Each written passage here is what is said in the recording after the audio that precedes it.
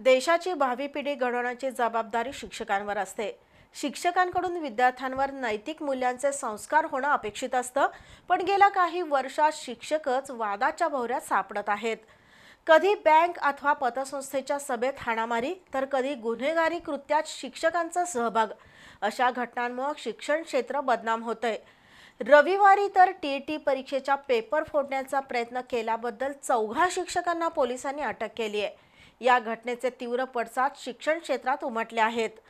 पाहुयात याबद्दल काही शिक्षकांच्या प्रातिनिधिक प्रतिक्रिया।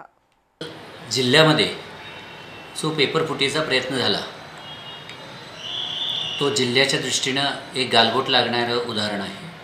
अशा स्वरूपाच्या घटना आपल्या जिल्ह्यामध्ये होऊ नयेत याची सर्वांनीच खबरदारी घ्यावी की जेणेकरून आपल्या जिल्ह्याला कुठल्याही स्वरूपाचं गालबोट लागू नये। ज्या राज्य परिषदेचे आहेत यांचा सुद्धा समावेश असण्याची शक्यता नाकारता येत नाही।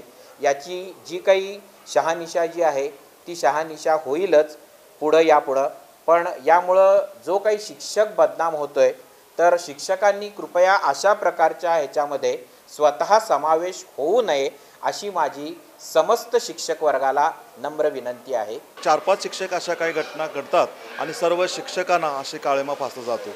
अतिशय निंदनीय अशी ही बाब आहे। तर मी एक स्वतः शिक्षक आहे, असले प्रकार शिक्षकांनी करू नये।